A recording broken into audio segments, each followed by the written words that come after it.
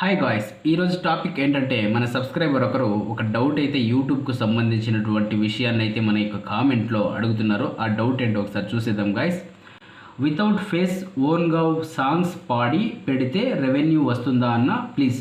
Okay, మంచి question. ఆయన అడుగుతున్నటువంటి క్వశ్చన్ వచ్చేసి వితౌట్ ఫేస్లో సాంగ్స్ పెడితే అది కూడా ఎట్లంటే ఓన్గా పాడి పెడితే రెవెన్యూ వస్తుందా అని ఆయన అడుగుతున్నారు గైస్. ఓకే గాయ్, మీరు ఇక్కడ చూడండి, మీ యొక్క వితౌట్ ఫేస్తో మీరు ఓన్గా జెన్యున్ కంటెంట్, మీరు రాసినటువంటి కంటెంట్, మీ సొంత కంటెంట్, మీ సొంత వాయిస్తో పాడి పెడితే మీకైతే రెవెన్యూ వస్తుంది గాయస్. మీకైతే తప్పకుండా రెవెన్యూ వస్తుంది.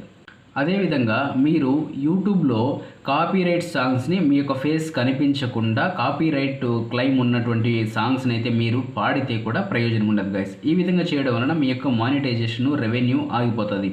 మీరు మీ యొక్క ఫేస్ కనిపిస్తూనే మంచి మంచి సాంగ్స్, మంచి మంచి వీడియోస్ని స్క్రిప్ట్స్ రూపంలో రాసుకోండి. ఒక పేజ్లో రాసుకొని వాటిని ప్రాక్టీస్ చేయండి. వాటిని ప్రాక్టీస్ చేయడం వలన మీకైతే ఆ పాట పాడేటటువంటి ఒక శక్తి అయితే వస్తుంది. అప్పుడు మీ యొక్క పాటను మీరు యూట్యూబ్లో ప్రజెంటేషన్ చేయండి. మీ యొక్క ఓన్ వాయిస్తో, ఓన్ జెన్యున్ కంటెంట్తో ఈజీగా అయితే మీరు ప్రజెంటేషన్ చేయడం వలన మీకు సక్సెస్ అయితే, రెవెన్యూ అయితే ఈజీగా యూట్యూబ్ నుంచి వస్తుంది. సో మీరు ఫస్ట్ టైం కానీ ఛానల్ స్టార్ట్ చేసి ఉంటే మీ యొక్క వీడియోస్ గ్రోత్ అవ్వడానికి అయితే చాలా కాలం అయితే టైం పడుతుంది. సో మీరు కన్సిస్టెన్సీగా పేషెన్స్తో ఉండి యూట్యూబ్లో వీడియోస్ అయితే అప్లోడ్ చేయవలసి ఉంటుంది. అలాంటి సమయంలో మాత్రమే మీకు యూట్యూబ్ అనేది హెల్ప్ చేస్తుంది గ్రోత్ అవ్వడానికి. ఒకవేళ మేము ఫేస్ కనిపించే అవకాశం అయితే లేదు, మేము సినిమా పాటలను అయితే మేము పాడి వాటిని యూట్యూబ్లో పెట్టాలనుకుంటున్నాము, దాని ద్వారా మాకైతే రెవెన్యూ వస్తుందా అని అంటే మీకు రెవెన్యూ అయితే దాని ద్వారా రాదు.